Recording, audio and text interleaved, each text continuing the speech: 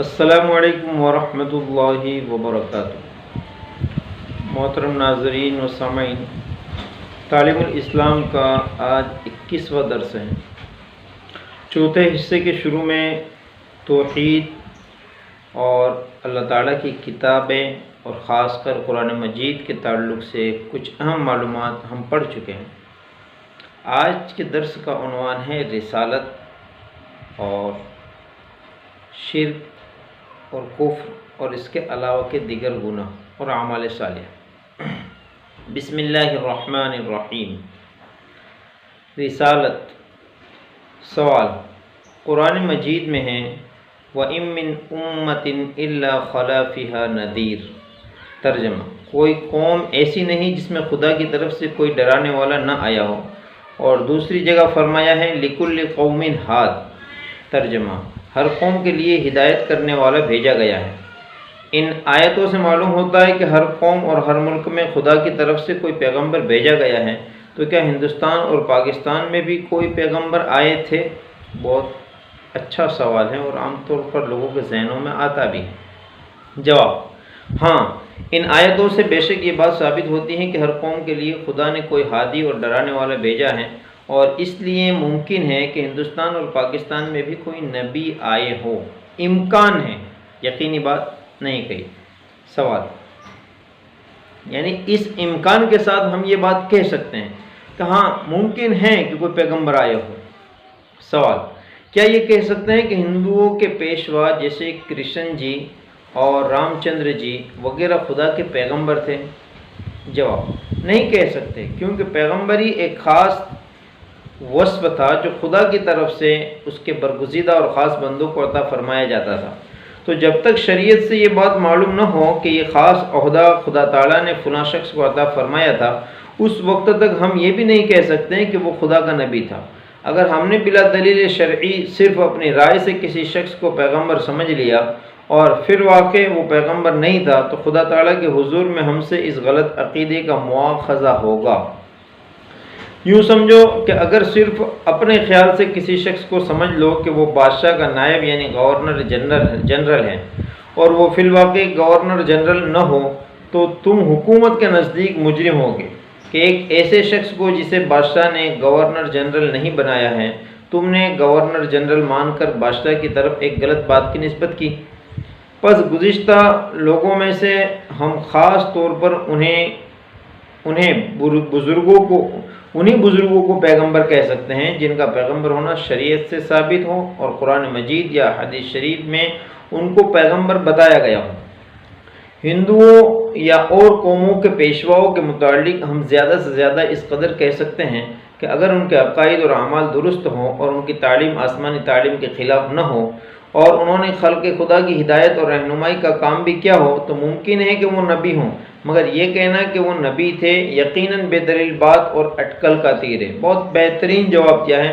عام طور پر یہ سوالات گھوم پھر کر بار بار آتا رہتا ہے۔ بہت سے مسلمانوں میں اور بلکہ مسلمانوں کے مختلف مسلکوں کے رہنماؤں میں سے مختلف رائے اس تعلق سے سامنے آئی۔ کسی نے ملک کے لوگوں کو خوش کرنے کے لیے یہاں تک بھی کہہ دیا، ایسے لوگ بھی ہمارے ملک میں سامنے آئے کہ رام جی اور کرشن جی یہ سب کے سب نبی تھے، جیسا کہ بعض لوگوں کی کتابوں میں بھی یہ بات لکھی ہے۔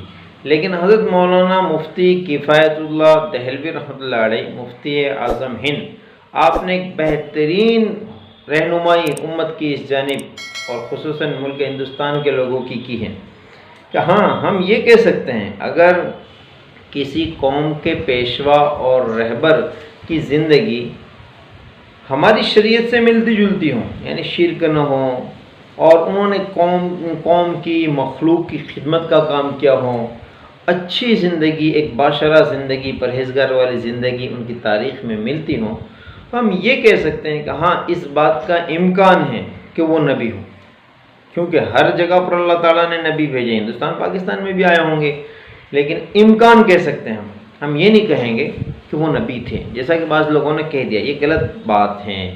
ہمارے شریعت کے معاملے میں کچھ بھی کہنے کے لیے شرعی دلیل کا ہونا ضروری ہے، قرآن کریم کی آیت ہوں یا جناب محمد الرسول اللہ صلی اللہ تعالیٰ علیہ وسلم کا فرمان ہو۔ انسان کا اپنے ذاتی مطالعہ، انسان کا اپنا ذاتی تجربہ اور انسان کی عقل شریعت میں دخل نہیں کر سکتی۔ کوئی کتنا ہی بڑا دانشور، عقلمند اور ہوشیار قوم کا لیڈر، رہنما بھی کہہ دیں کہ فلاں نبی تھے اور شرعی اعتبار سے اس کی دلیل نہ ہو تو ہم نہیں مانیں گے۔ لہذا ایک اعتدال والی رائے یہ ہے کہ ہم یہ کہیں کہ امکان ہے، اگر ان کی زندگی اچھی تھی تو امکان ہے کہ وہ نبی ہو، لیکن وہ نبی تھے ایسا ہرگز ہم نہیں کہیں۔ سوال: حضور رسول اللہ صلی اللہ تعالیٰ علیہ وسلم کے متعلق کیا عقیدے رکھنے چاہیے؟ جواب: آپ خدا تعالیٰ نمبر 1، آپ خدا تعالیٰ کے بندے اور ایک انسان تھے۔ یہ چھوٹی چھوٹی باتوں میں جواب ہیں لیکن بہت اہم ہیں عقیدے کے تعلق سے۔ یعنی اللہ تعالیٰ نے جس کو جو درجہ اور مقام دیا ہے اسی درجے میں ہمیں ان کو رکھنا ہے۔ کسی نبی کو ہم خدا کا درجہ نہ دیں، کسی صحابی کو نبی کا درجہ نہ دیں، کسی ولی کو صحابی کا درجہ نہ دیں، یہ سب کے سب فرق مراتب ہیں، اس کو ملحوظ رکھنے ہیں۔ تو نبی جناب محمد الرسول اللہ صلی اللہ تعالیٰ علیہ وسلم کے تعلق سے ہمارے جو عقائد اور نظریات ہونے چاہیے وہ یہ ہے: نمبر 1، آپ خدا تعالیٰ کے بندے اور ایک انسان تھے۔ نمبر 2، خدا تعالیٰ کے بعد آپ تمام مخلوق سے افضل ہیں۔ یہ ایک ایسا عقیدہ ہے کہ جس میں سارے محمد صلی اللہ تعالیٰ علیہ وسلم کے مقامات آ جاتے ہیں۔ مسلمان جب یہ عقیدہ رکھتا ہو کہ اللہ کی ذات کے بعد محمد الرسول اللہ صلی اللہ تعالیٰ علیہ وسلم کی ذات گرامی میرے لیے سب سے افضل ہے، تو اب بات ختم ہو گئی۔ یعنی اس نے کائنات کے سارے درجات، مقامات محمد الرسول اللہ صلی اللہ تعالیٰ علیہ وسلم کی جولی میں رکھ دی۔ یہ اس کا نظریہ اور عقیدہ ہے۔ اب اس کے بعد چھوٹی چھوٹی باتوں پہ بحثیں کرنا، چھوٹی چھوٹی باتوں پہ کسی پہ الزام لگانا اور کسی کو ایمان سے نکال دینا، یہ انتہائی گھٹیا حرکت ہے۔ نمبر 1، انسان سمجھنا، بندہ سمجھنا، کوئی اور مخلوق نہ سمجھنا۔ نمبر 2، خدا کے بعد آپ کو سب سے افضل سمجھنا۔ نمبر 3، آپ صلی اللہ تعالیٰ علیہ وسلم گناہوں سے معصوم ہیں۔ نمبر 4، آپ صلی اللہ تعالیٰ علیہ وسلم پر خدا تعالیٰ نے قرآن مجید نازل فرمایا۔ نمبر 5، آپ صلی اللہ تعالیٰ علیہ وسلم کو شب معراج میں خدا تعالیٰ نے آسمانوں پر بلایا اور جنت و دوزخ وغیرہ کی سیر کرائی۔ نمبر 6، آپ صلی اللہ تعالیٰ علیہ وسلم نے خدا تعالیٰ کے حکم سے بہت سے معجزے دکھلائے۔ نمبر 7، آپ خدا تعالیٰ کی بہت زیادہ عبادت اور بندگی کرتے تھے۔ نمبر 8، آپ صلی اللہ تعالیٰ علیہ وسلم کے اخلاق و عادات نہایت اعلیٰ درجہ کے تھے۔ نمبر 9، آپ صلی اللہ تعالیٰ علیہ وسلم کو خدا تعالیٰ نے بہت سی جگہ اور آئندہ باتوں کا علم عطا فرما دیا تھا جن کی آپ صلی اللہ تعالیٰ علیہ وسلم نے اپنی امت کو خبر دی۔ نمبر 10، آپ صلی اللہ تعالیٰ علیہ وسلم کو خدا تعالیٰ نے تمام مخلوق سے زیادہ علم عطا فرمایا تھا، لیکن آپ صلی اللہ تعالیٰ علیہ وسلم عالم الغیب نہیں تھے، کیونکہ عالم الغیب ہونا صرف خدا کی شان اور اسی کی خاص صفت ہے۔ یعنی اللہ اور محمد صلی اللہ تعالیٰ علیہ وسلم، ان دونوں میں فرق رکھنا ضروری ہے۔ اللہ تعالیٰ خالق ہیں، ساری انسانیت مخلوق ہے، اور ساری مخلوق میں سب سے بڑا مرتبہ جناب محمد الرسول اللہ صلی اللہ تعالیٰ علیہ وسلم کا ہے، اور ساری انسانیت میں، ساری مخلوق میں سب سے زیادہ علم اللہ تعالیٰ نے محمد الرسول اللہ صلی اللہ تعالیٰ علیہ وسلم کو دیا ہے۔ اسی میں سے کچھ ایسی غیب کی خبریں بھی اللہ تعالیٰ نے محمد صلی اللہ تعالیٰ علیہ وسلم کو بتلائی ہیں۔ محمد الرسول اللہ صلی اللہ تعالیٰ علیہ وسلم خود ذاتی طور پر غیب جانتے ہیں ایسا نہیں، یہ وہ صفت صرف اللہ تعالیٰ کی ہے۔ لہذا کوئی اس لحاظ سے، یعنی جو اللہ کی صفت ہیں، محمد الرسول اللہ صلی اللہ تعالیٰ علیہ وسلم کو عالم الغیب کہے تو یہ صحیح نہیں ہے، یہ کہا گیا اس نے۔ نمبر 11، آپ صلی اللہ تعالیٰ علیہ وسلم خاتم النبیین ہیں، کہ آپ کے بعد کوئی نیا نبی نہیں ہوگا، ہاں صرف حضرت عیسیٰ علیہ السلام جو پہلے زمانے کے پیغمبر ہیں آسمان سے اتریں گے اور اسلامی شریعت کی پیروی کریں گے۔ نمبر 12، آپ صلی اللہ تعالیٰ علیہ وسلم انسانوں اور جنات سب کے لیے رسول ہیں۔ نمبر 13، آپ صلی اللہ تعالیٰ علیہ وسلم قیامت کے روز خدا تعالیٰ کی اجازت سے گنہگار کی شفاعت کریں گے۔ اسی وجہ سے حضور صلی اللہ تعالیٰ علیہ وسلم کو شفیع المذنبین کہتے ہیں، اور خدا تعالیٰ حضور صلی اللہ تعالیٰ علیہ وسلم کی شفاعت بھی قبول فرمائے گا۔ نمبر 14، آپ نے جن باتوں کا حکم کیا ہے ان پر عمل کرنا، اور جن سے منع کیا ہے ان سے باز رہنا، اور جن واقعات کی خبر دی ہے ان کو اسی طرح ماننا اور یقین کرنا امت پر ضروری ہے۔ نمبر 15، آپ صلی اللہ تعالیٰ علیہ وسلم کے ساتھ محبت کرنا اور آپ کی تعظیم و تکریم کرنا ہر امتی کے ذمہ لازم ہے، لیکن تعظیم سے مراد وہی تعظیم ہے جو شرعی قاعدے کے موافق ہو، اور خلاف شرع باتوں کو تعظیم یا محبت سمجھنا نادانی ہے۔ سوال، معصوم ہونے سے کیا مراد ہے؟ جواب، معصوم ہونے سے مراد یہ ہے کہ کوئی صغیرہ یا کبیرہ گناہ حضور اکرم صلی اللہ تعالیٰ علیہ وسلم سے قصداً یا سہواً، جان بوجھ کر یا انجانے میں واقع نہیں ہوا۔ تمام انبیاء علیہ السلام گناہوں سے معصوم ہوتے ہیں۔ سوال، حضور صلی اللہ تعالیٰ علیہ وسلم کی معراج جسمانی تھی یا منامی؟ یعنی بیداری میں آپ کو ہوئی تھی یا پھر نیند کی حالت میں، ایک خواب تھا؟ جواب، حضور صلی اللہ تعالیٰ علیہ وسلم اپنے جسم مبارک کے ساتھ معراج میں تشریف لے گئے تھے۔ جواب سنیے، جسم کے ساتھ معراج میں گئے تھے۔ مسلمانوں میں ہی بعض اس طرح کے لوگ بھی ہیں، بعض لوگوں کی اس طرح کی رائے بھی ہیں کہ آپ جسم کے ساتھ معراج نہیں گئے تھے بلکہ ایک خواب تھا۔ حالانکہ یہ رائے مناسب نہیں ہے، زیادہ صحیح رائے یہ ہے کہ آپ جسم کے ساتھ معراج میں تشریف لے گئے تھے، اس لیے آپ صلی اللہ تعالیٰ علیہ وسلم کی معراج جسمانی تھی۔ ہاں، اس جسمانی معراج کے علاوہ چند مرتبہ حضور صلی اللہ تعالیٰ علیہ وسلم کو خواب میں بھی معراج ہوئی ہیں، وہ منامی معراجیں کہلاتی ہیں، کیونکہ منام خواب کو کہتے ہیں۔ لیکن حضور صلی اللہ تعالیٰ علیہ وسلم کا خواب اور اسی طرح تمام انبیاء علیہ السلام کے خواب سچے ہوتے ہیں، ان میں غلطی اور خطا کا شبہ نہیں ہو سکتا۔ پس حضور صلی اللہ تعالیٰ علیہ وسلم کی ایک معراج تو جسمانی معراج تھی اور 4 یا 5 معراجیں منامی تھی۔ سوال، شفاعت سے کیا مراد ہے؟ جواب، شفاعت سفارش کو کہتے ہیں۔ قیامت کے دن حضور گنہگار بندوں کی خدا تعالیٰ کے سامنے سفارش کریں گے۔ حضور صلی اللہ تعالیٰ علیہ وسلم کو یہ فضیلت عطا ہو چکی ہیں، لیکن پھر بھی خدا تعالیٰ کے جلال اور جبروت کے ادب سے حضور بھی شفاعت کی اجازت مانگیں گے۔ جب اجازت ملے گی تو شفاعت فرمائیں گے۔ حضور صلی اللہ تعالیٰ علیہ وسلم کے علاوہ اور انبیاء اور شہداء وغیرہم بھی شفاعت کریں گے، لیکن بلا اجازت کوئی شخص سفارش نہ کر سکے گا۔ سوال، کس قسم کے گناہوں کی معافی کے لیے شفاعت ہوگی؟ جواب، سوائے کفر اور شرک کے باقی تمام گناہوں کی معافی کے لیے شفاعت ہو سکتی ہیں۔ کبیرہ گناہوں والے شفاعت کے زیادہ محتاج ہوں گے، کیونکہ صغیرہ گناہ تو دنیا میں بھی عبادتوں سے معاف ہوتے رہتے ہیں۔ ایک بات ذہن میں رکھیں کہ شفاعت کا حق کس کو ملے گا؟ ہر ایمان والے کو شفاعت کا حق ملے گا، بس شرط ہے کہ اس نے اپنی زندگی میں شرک نہ کیا ہو۔ اگر شرک کیا ہوگا تو اسے شفاعت کا حق نہیں ملے گا، وہ شفاعت سے بھی محروم کر دیا جائے گا۔ ایمان اور اعمال صالحہ کا بیان۔ سوال، ایمان کسے کہتے ہیں؟ جواب، ایمان اسے کہتے ہیں کہ خدا تعالیٰ اور اس کی تمام صفاتوں اور فرشتوں اور آسمانی کتابوں اور پیغمبروں کی دل سے تصدیق کریں، اور جو باتیں کہ حضرت محمد صلی اللہ تعالیٰ علیہ وسلم خدا کی طرف سے لائے ہیں ان سب کو سچا سمجھیں اور زبان سے ان تمام باتوں کا اقرار کریں۔ یہی تصدیق اور اقرار ایمان کی حقیقت ہے، لیکن اقرار کسی ضرورت یا مجبوری کے وقت ساقط ہو جاتا ہے، جیسے گونگے آدمی کے ایمان بغیر اقرار زبانی کے بھی معتبر ہے۔ سوال، اعمال صالحہ کسے کہتے ہیں؟ جواب، اعمال صالحہ کے معنی ہیں نیک کام جو عبادت اور نیک کام کہ خدا تعالیٰ اور اس کے پیغمبروں نے مخلوق کو سکھائے اور بتائے ہیں، وہ سب اعمال صالحہ کہلاتے ہیں۔ سوال، کیا عبادتیں اور نیک کام بھی ایمان کی حقیقت میں داخل ہیں؟ جواب، ہاں، ایمان کامل میں اعمال صالحہ داخل ہیں۔ اعمال صالحہ سے ایمان میں روشنی اور کمال پیدا ہو جاتا ہے، اور اعمال صالحہ نہ ہو تو ایمان ناقص رہتا ہے۔ سوال، عبادت کے کیا معنی ہیں؟ جواب، عبادت بندگی کرنے کو کہتے ہیں۔ ہمارا سب کا سچا اور حقیقی معبود وہی ایک اللہ ہے جس نے ہمیں اور ساری دنیا کو پیدا کیا، اور ہم سب اس کے بندے ہیں۔ اس نے ہمیں اپنی عبادت کا حکم دیا ہے، اس لیے ہمارے ذمے عبادت کرنا فرض ہے۔ سوال، خدا تعالیٰ نے اپنی مخلوق میں سے کس کس مخلوق کو عبادت کا حکم دیا ہے؟ جواب، آدمیوں کو اور جنوں کو عبادت کرنے کا حکم دیا گیا ہے، انہیں دونوں کو مکلف کہتے ہیں۔ فرشتے اور دنیا کے باقی جاندار عبادت کے مکلف نہیں ہیں۔ سوال، جن کون ہیں؟ جواب، جن بھی خدا تعالیٰ کی ایک بڑی مخلوق ہیں جو آگ سے پیدا ہوئی ہیں۔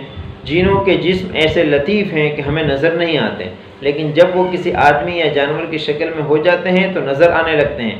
اپنی شکل بدلنے اور آدمیوں اور جانوروں کی صورت میں ہو جانے کی خدا تعالیٰ نے انہیں طاقت دی ہے۔ ان میں مرد بھی ہیں اور عورتیں بھی، ان کی اولاد بھی ہوتی ہیں۔ اب یہاں پر ایک بات سمجھیں کہ جن جب انسانوں کی اور جانوروں کی شکل میں آ جائیں تو کیا کسی کو پتہ چل سکتا ہے؟ نہیں، یہ ضروری نہیں ہے کہ کوئی جن کسی انسان کی شکل میں ہو یا جانور کی شکل میں ہو تو پتہ چل جائے کہ یہ جن ہے، ایسا ضروری نہیں ہے، لیکن یہ ہے کہ اللہ تعالیٰ نے ان کو یہ طاقت دی ہے کہ وہ اپنی صورت کو بدل سکتے ہیں۔ سوال: عبادت کرنے کا کیا طریقہ ہے؟ جواب: عبادت کے بہت سے طریقے ہیں۔ نمبر 1 نماز پڑھنا، نمبر 2 روزہ رکھنا، نمبر 3 زکوٰۃ دینا، نمبر 4 حج کرنا، نمبر 5 قربانی کرنا، نمبر 6 اعتکاف کرنا، نمبر 7 مخلوق کو نیک باتوں کی ہدایت کرنا، نمبر 8 بری باتوں سے روکنا، نمبر 9 ماں باپ اور استادوں اور بزرگوں کی عزت کرنا اور ادب کرنا، نمبر 10 مسجد بنانا، نمبر 11 مدرسہ جاری کرنا، نمبر 12 علم دین پڑھنا، نمبر 13 علم دین پڑھانا، نمبر 14 علم دین پڑھنے والوں کی امداد کرنا، نمبر 15 خدا کی راہ میں خدا کے دشمنوں سے لڑنا، نمبر 16 غریبوں کی حاجت روائی کرنا، بھوکوں کو کھانا کھلانا، نمبر 17 پیاسوں کو پانی پلانا، نمبر 18 اور ان کے علاوہ تمام ایسے کام جو خدا کے حکم اور مرضی کے موافق ہوں سب عبادت میں داخل ہیں، اور انہی کاموں کو اعمال صالحہ کہتے ہیں۔ معصیت اور گناہ کا بیان۔ سوال: معصیت کے کیا معنی ہیں؟ جواب: معصیت کے معنی نافرمانی کرنا، حکم نہ ماننا۔ جس کام میں خدا تعالیٰ کے احکام کی نافرمانی ہو اسے معصیت اور گناہ کہتے ہیں۔ گناہ کرنا بہت بری بات ہے۔ خدا تعالیٰ کا غضب اور ناراضگی اور عذاب گناہ کی وجہ سے ہوتا ہے۔ گناہوں میں سب سے بڑے گناہ کفر اور شرک ہیں۔ کافر اور مشرک ہمیشہ دوزخ میں رہیں گے۔ کافر اور مشرک کی شفاعت بھی کوئی نہیں کرے گا۔ قرآن مجید میں اللہ تعالیٰ نے فرمایا ہے کہ مشرک کو میں کبھی نہیں بخشوں گا۔ کفر اور شرک کا بیان۔ سوال: کفر اور شرک کسے کہتے ہیں؟ جواب: جن چیزوں پر ایمان لانا ضروری ہے ان میں سے کسی ایک بات کو بھی نہ ماننا کفر ہے۔ مثلا کوئی خدا تعالیٰ کو نہ مانے یا خدا تعالیٰ کی صفات کا انکار کر دیں، یا 2-3 خدا مانے، یا فرشتوں کا انکار کریں، یا خدا کی کتابوں میں سے کسی کتاب کا انکار کریں، یا کسی پیغمبر کو نہ مانے، یا تقدیر سے منکر ہوں، یا قیامت کے دن کو نہ مانے، یا خدا تعالیٰ کے قطعی احکام میں سے کسی حکم کا انکار کریں، یا رسول اللہ صلی اللہ تعالیٰ علیہ وسلم کی دی ہوئی کسی خبر کو جھوٹا سمجھے تو ان تمام صورتوں میں کافر ہو جائے گا۔ اسلام کے بنیادی احکامات کا انکار کرنے والا کافر ہے۔ اور شرک اسے کہتے ہیں کہ خدا تعالیٰ کی ذات یا صفات میں کسی دوسرے کو شریک کریں۔ سوال: خدا تعالیٰ کی ذات میں شریک کرنے کے کیا معنی ہیں؟ جواب: ذات میں شریک کرنے کے معنی یہ ہیں کہ 2-3 خدا ماننے لگے، جیسے عیسائی کے 3 خدا ماننے کی وجہ سے مشرک ہیں، اور جیسے آتش پرست آگ کی پوجا کرنے والے کہ 2 خدا ماننے کی وجہ سے مشرک ہوئے، اور جیسے ہندو کے بہت سے خدا ماننے کی وجہ سے مشرک ہوئے ہیں۔ سوال: صفات میں شرک کرنے کے کیا معنی ہے، کیا مطلب ہے؟ جواب: خدا کی صفات کی طرح کسی دوسرے کے لیے کوئی صفت ثابت کرنا شرک ہے، یعنی جو خدا کی صفت ہے اس کو دوسرے میں ماننا شرک ہے۔ کیونکہ کسی مخلوق میں خواہ وہ فرشتہ ہو یا نبی ہو یا ولی ہو یا شہید ہو، پیر ہو یا امام ہو، خدا تعالیٰ کی صفتوں کی طرح کوئی صفت نہیں ہو سکتی۔ یہ کتنا بڑا جرم ہے، جیسے کہ پیدا کرنا، خلق، یہ اللہ کی صفت ہے۔ اب اگر کوئی ولی میں اس صفت کو مانے کہ ہمارے یہاں اولاد نہیں ہوتی، ہماری بہو کے یہاں اولاد نہیں ہوتی، فلاں نے سنا ہے کہ فلاں مزار پہ فلاں درگاہ پہ جائیں تو اولاد ہو جاتی ہیں، تو اب اس صاحب مزار اور درگاہ والے کو، ولی کو پیدا کرنے کا اختیار والا سمجھنا جو اللہ کی صفت ہے، تو یہ شرک ہے۔ سوال: شرک فی الصفات کی کتنی قسمیں ہیں؟ جواب: بہت سی قسمیں ہیں، یہاں پر ہم چند قسموں کا ذکر کر دیتے ہیں۔ نمبر 1 شرک فی القدرت، یعنی خدا تعالیٰ کی طرح صفت قدرت کسی دوسرے کے لیے ثابت کرنا۔ مثلا یہ سمجھنا کہ فلاں پیغمبر یا ولی یا شہید وغیرہ پانی برسا سکتے ہیں، یا مارنا جلانا ان کے قبضے میں ہے، یا کسی نفع اور نقصان پہنچانے پر قدرت رکھتے ہیں، یہ تمام باتیں شرک ہیں، یعنی شرک فی القدرت ہے۔ نمبر 2 شرک فی العلم، یعنی خدا کی طرح کسی دوسرے کے لیے صفت علم ثابت کرنا۔ مثلا یوں سمجھنا کہ خدا تعالیٰ کی طرح فلاں پیغمبر یا ولی وغیرہ علم غیب جانتے تھے، یا خدا کی طرح ذرہ ذرہ کا انہیں علم ہے، یا ہمارے تمام حالات سے واقف ہیں، یا دور نزدیک چیزوں کی خبر رکھتے ہیں، یہ سب شرک فی العلم ہیں۔ خدا جیسا علم کسی نبی، ولی، صحابی یا کسی بھی انسان میں سمجھنا، یہ شرک فی العلم ہے۔ اب یہاں بات نکلی تو اس میں ساتھ میں ایک بات کرتے چلو۔ ہمارے یہاں ایک عنوان، ایک مسئلہ بڑا اختلافی رہا ہے کہ حضرت محمد صلی اللہ تعالیٰ علیہ وسلم عالم الغیب ہے یا نہیں۔ اب دیکھیے کہ جن لوگوں میں یہ اختلاف ہے، دیوبندی، بریلوی، یہ اختلاف ہیں، تو اب یہ دونوں جماعت، دیوبندی اور بریلوی دونوں جماعتیں ایک معاملے میں متفق ہیں، کیا؟ کہ اللہ کی ذات عالم الغیب ہے یا نہیں۔ تو اہل دیوبند بھی کہتے ہیں کہ عالم الغیب ہے، اور بریلوی بھی کہتے ہیں کہ اللہ کی ذات عالم الغیب ہے۔ اختلاف پھر کس بات میں؟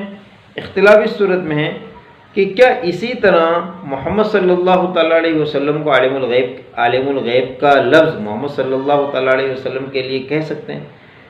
تو اہل دیوبند، علماء دیوبند منع کرتے ہیں، یہ اسی لیے منع کرتے ہیں کہ یہ اللہ کی صفت ہیں جس میں ہم کسی کو پارٹنر نہیں بنا سکتے۔ دوسری طرف بریلوی کہتے ہیں کہ بھئی جی ہاں، ہم بھی مانتے ہیں کہ اللہ کی صفت ہیں، لیکن ہم اسی طرح نہیں مانتے کہ جو اللہ کی صفتیں ہو بہو وہی محمد صلی اللہ علیہ وسلم کی صفتیں، ہم ایسا نہیں مانتے، ہم ایسا نہیں مانتے۔ تو جب ایسا نہیں مانتے تو پھر عالم الغیب بھی انہیں نہیں کہہ سکتے۔ یہی تو سب سے اہم چیز ہے کہ علم غیب جب اللہ کی خاص صفت ہیں تو اس کا اطلاق، یعنی علم غیب والا ہونا، عالم الغیب ہونا، یہ بھی اللہ کا خاص مقام ہے۔ یہ کسی نبی، کسی ولی، کسی اور صحابی، پیغمبر کو نہیں دے سکتے۔ ہاں، ہمارا نظریہ ہے کہ دنیا میں، کائنات میں، مخلوق میں سب سے زیادہ علم اللہ تعالیٰ نے محمد الرسول اللہ صلی اللہ تعالیٰ علیہ وسلم کو عطا فرمایا۔ غیب کی باتیں بھی سب سے زیادہ اللہ تعالیٰ نے محمد صلی اللہ تعالیٰ علیہ وسلم کو عطا فرمائی۔ معاملہ ختم، اس بات میں دونوں کا اتفاق ہے۔ تو پھر اس بات کو لے کر جھگڑنا کہ عالم الغیب ہیں یا نہیں، تو یاد رکھیں کہ صرف اللہ ہی کی ذات عالم الغیب ہیں، اور یہ اللہ کی صفت ہے، اس میں کسی کو پارٹنر نہیں کر سکتے۔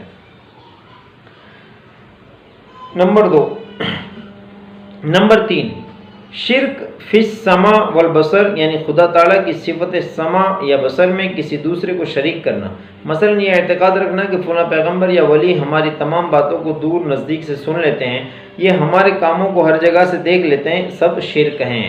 نمبر 4، شرک فی الحکم، یعنی خدا تعالیٰ کی طرح کسی اور کو حاکم سمجھنا اور اس کے حکم کو خدا تعالیٰ کے حکم کی طرح ماننا۔ مثلا پیر صاحب نے حکم دیا کہ یہ وظیفہ نماز عصر سے پہلے پڑھا کرو، تو اس حکم کی تعمیل اس طرح ضروری سمجھیں کہ وظیفہ پورا کرنے کی وجہ سے عصر کا وقت مکروہ ہو جانے کی پرواہ نہ کریں، یہ بھی شرک ہیں۔ شرک فی العبادت، یعنی خدا تعالیٰ کی طرح کسی دوسرے کو عبادت کا مستحق سمجھنا۔ مثلا کسی قبر یا پیر کو سجدہ کرنا، یا کسی کے لیے رکوع کرنا، یا کسی پیر، پیغمبر، ولی، امام کے نام کا روزہ رکھنا، یا کسی کی نظر اور منت ماننا، یا کسی قبر یا گھر کا خانہ کعبہ کی طرح طواف کرنا وغیرہ، یہ سب شرک فی العبادات ہیں۔ جیسا کہ ہمارے یہاں عورتیں 16 شہیدوں کا روزہ رکھتی ہیں، ولیوں کے نام پہ نظر و نیاز کرتی ہیں، اور کیا کیا عبادتیں جو غیر اللہ کے نام پہ کی جاتی ہیں، یہ سب اللہ تعالیٰ کے شان کے خلاف ہیں، اور یہ سب شرک ہیں، اور یہ ایسا گناہ ہے جس بغیر توبہ کے اللہ تعالیٰ اس کو معاف نہیں فرمائیں گے۔ سوال، ان باتوں کے علاوہ اور بھی افعال شرکیہ ہیں یا نہیں؟ جواب، ہاں، بہت سے افعال ایسے ہیں کہ ان میں شرک کی لگاوٹ ہے۔ ان تمام کاموں سے پرہیز کرنا لازم ہے۔ وہ کام یہ ہیں: نجومیوں سے غیب کی خبریں پوچھنا، پنڈت کو ہاتھ دکھلانا، کسی سے فال کھلوانا، چیچک یا کسی اور بیماری کی چھوٹ کرنا، اور یہ سمجھنا کہ ایک کی بیماری دوسرے کو لگ جاتی ہے، تعزیہ بنانا، علم چڑھانا، قبروں پر چڑھاوا چڑھانا، نظر نیاز گزارنا، خدا تعالیٰ کے سوا کسی کے نام کی قسم کھانا، تصویریں بنانا یا تصویروں کی تعظیم کرنا، کسی پیر یا ولی کو حاجت روا مشکل کشا کہہ کر پکارنا، کسی پیر کے نام کی سر پر چوٹی رکھنا، یا محرم میں اماموں کے نام کا فقیر بننا، قبروں پر میلہ لگانا وغیرہ، یہ سب کے سب شرکیہ اعمال ہیں، رسم و رواج ہے۔ ایک بات اس میں آئی کہ یہ سمجھنا کہ ایک کی بیماری دوسرے کو لگ جاتی ہے، تو یہ بات ذہن میں رکھیں کہ اسلام کا یہ اصول ہے کہ کوئی بیماری، کسی کی بیماری دوسرے کو نہیں لگتی۔ اب آج کل کے جو حالات ہیں، یہ جو وبا، بیماری الگ ہیں اور وبا الگ ہے۔ وبا کا لگنا حدیثوں میں ثابت ہے کہ وبا پھیل جاتی ہیں، ایک کو، دوسرے کو، تیسرے کو، سب کو لگتی ہیں لیکن بیماری نہیں لگتی. تو کوئی شخص یہ سن کر بیماری کو وبا پہ قیاس نہ. بدعت کا بیان. سوال: کفر اور شرک کے بعد کون سا گناہ بڑا ہے؟ جواب: کفر اور شرک کے بعد بدعت بڑا گناہ ہے. بدعت ان چیزوں کو کہتے ہیں جن کی اصل شریعت سے ثابت نہ ہو، یعنی قرآن مجید اور احادیث شریف میں ان کا ثبوت نہ ملے، اور رسول اللہ صلی اللہ تعالیٰ علیہ وسلم اور صحابہ کرام اور تابعین اور تبع تابعین کے زمانے میں اس کا وجود نہ ہو اور اسے دین کا کام سمجھ کر کیا گیا نہ ہو. بدعت بری چیز ہے. حضور رسول مقبول صلی اللہ تعالیٰ علیہ وسلم نے بدعت کو مردود فرمایا ہے، اور جو شخص بدعت نکالے اس کو دین کا ڈھانے والا بتایا ہے، اور فرمایا ہے کہ ہر بدعت گمراہی ہے اور ہر گمراہی دوزخ میں لے جانے والی ہے. سوال: بدعت کے کچھ کام بتاؤ. جواب: لوگوں نے ہزاروں بدعتیں نکالی ہیں. چند بدعتیں یہ ہیں: پختہ قبریں بنانا، قبروں پر گنبد بنانا، دھوم دھام سے عرس کرنا، قبروں پر چراغ جلانا، قبروں پر چادریں اور غلاف ڈالنا، میت کے مکان پر کھانے کے لیے جمع ہونا، شادی میں صحرا باندھنا، اور ہر جائز اور مستحب کام میں ایسی شرطیں لگانا جن کا شریعت سے ثبوت نہ ہو، بدعت ہے. اب اس میں ایک بات آئی کہ صحرا باندھنا شادی میں، تو یاد رکھیں کہ یہ سارے امور کی تعریف، بدعت کی تعریف ہم نے پہلے پڑھی کہ کسی بھی کام کو جو شریعت میں نہ ہو، جو اللہ نے، محمد رسول اللہ صلی اللہ تعالیٰ علیہ وسلم نے نہ بتلایا ہو، جس کی اصل شریعت میں نہ ملتی ہو، اس کام کو دین سمجھ کر کرنا، یہ بدعت ہے. تو یہ جو صحرا باندھنا ہے، اس کو بھی اگر کوئی بندہ دین سمجھ کر کرتا ہے کہ میرا مذہب ہے، دین ہے، اگر میں اسے نہیں کروں گا تو میرا مذہب کی جو روایت ہے یہ مکمل نہیں ہوگی، تو یہ پھر بدعت ہے. کوئی ایسے ہی اگر ڈال دیتا ہے گلے میں صحرا تو کوئی حرج بھی نہیں. باقی گناہوں کا بیان. سوال: کفر، شرک اور بدعت کے علاوہ اور کیا کیا باتیں گناہ کی ہیں؟ جواب: کفر اور شرک اور بدعت کے علاوہ بھی بہت سے گناہ ہیں، جیسے جھوٹ بولنا، نماز نہ پڑھنا، روزہ نہ رکھنا، زکوٰۃ نہ دینا، باوجود مال اور طاقت ہونے کے حج نہ کرنا، شراب پینا، چوری کرنا، زنا کرنا، غیبت کرنا، جھوٹی گواہی دینا، کسی کو ناحق مارنا، ستانا، چغلی کھانا، دھوکہ دینا، ماں باپ استاد کی نافرمانی کرنا، اپنے گھروں اور کمروں میں تصویریں لگانا، امانت میں خیانت کرنا، لوگوں کو حقیر اور ذلیل سمجھنا، جوا کھیلنا، گالی دینا، ناچ دیکھنا، سود لینا اور دینا، داڑھی منڈانا، ٹخنوں سے نیچے پائجامہ پہننا، فضول خرچی کرنا، کھیل تماشوں، ناٹکوں، تھیٹروں میں جانا، اور ان کے علاوہ بھی بہت سے گناہ ہیں جو بڑی کتابوں میں تم پڑھو گے. سوال: گناہ کرنے والا آدمی مسلمان رہتا ہے یا نہیں؟ جواب: جو کوئی ایسا گناہ کرے جس میں کفر ہو یا شرک پایا جاتا ہو تو وہ مسلمان نہیں رہتا بلکہ کافر اور مشرک ہو جاتا ہے، اور جو کوئی بدعت کا کام کرے تو وہ مسلمان تو رہتا ہے لیکن اس کا اسلام اور ایمان بہت ناقص ہو جاتا ہے. ایسے شخص کو مبتدی اور بدعتی کہتے ہیں. اور جو کوئی کفر اور شرک اور بدعت کے علاوہ کوئی کبیرہ گناہ کرے وہ بھی مسلمان تو ہیں لیکن ناقص مسلمان ہیں، اسے فاسق کہتے ہیں. سوال: اگر کسی سے کوئی گناہ ہو جائے تو عذاب سے بچنے کی کیا صورت ہے؟ جواب: توبہ کر لینے سے خدا تعالیٰ گناہ معاف فرما دیتا ہے. توبہ اسے کہتے ہیں کہ اپنے گناہ پر شرمندہ اور پشیمان ہو اور خدا کے سامنے رو کر گڑ گڑا کر توبہ کریں کہ اے اللہ میرا گناہ معاف کر دیں، اور دل سے عہد کریں کہ اب کبھی گناہ نہ کروں گا. یاد رکھو، صرف زبان سے توبہ توبہ کہہ لینا اصلی توبہ نہیں ہے. جیسے ایسے بعض لوگ کہہ دیتے ہیں توبہ توبہ، تو یہ کافی نہیں ہے. دل میں اس کو ندامت ہو، شرمندگی ہو اور آئندہ نہ کرنے کا عہد ہو، پھر اللہ سے تم معافی مانگے، یہ ہے توبہ. سوال: کیا توبہ کر لینے سے ہر قسم کے گناہ معاف ہو سکتے ہیں؟ جواب: جو گناہ ایسے ہیں کہ کسی بندے کا ان میں تعلق نہیں ہے، صرف خدا تعالیٰ کا حق ہے کہ وہ نافرمانی کرنے کی وجہ سے سزا دیں، ایسے تمام گناہ توبہ سے معاف ہو سکتے ہیں. یہاں تک کہ کفر و شرک کا گناہ بھی سچی توبہ سے معاف ہو جاتا ہے. لیکن جو گناہ ایسے ہیں کہ ان میں کسی بندے کا تعلق ہے، مثلا کسی یتیم کا مال کھا لیا یا وہ کسی پر تہمت لگائی یا ظلم کیا، یا ایسے گناہوں کو حقوق العباد کہتے ہیں. یہ صرف توبہ سے معاف نہیں ہوتے ہیں بلکہ ان کی معافی کے لیے ضروری ہے کہ پہلے اس شخص کا حق ادا کرو یا اس سے معاف کراؤ، اس کے بعد خدا کے حضور میں توبہ کرو جب معافی کی امید ہو سکتی ہے. سوال: توبہ کس وقت قبول ہوتی ہیں؟ جواب: جب انسان مرنے لگیں اور عذاب کے فرشتے اس کے سامنے آ جائیں اور حلق میں دم آ جائیں، اس وقت کی توبہ قبول نہیں، اور اس حالت سے پہلے ہر وقت کی توبہ قبول ہے. سوال: اگر گنہگار آدمی بغیر توبہ کیے مر جائیں تو جنت میں جائے گا یا نہیں؟ جواب: ہاں، سوائے کافر اور مشرک کے باقی تمام گنہگار اپنے گناہوں کی سزا پا کر جنت میں جائیں گے.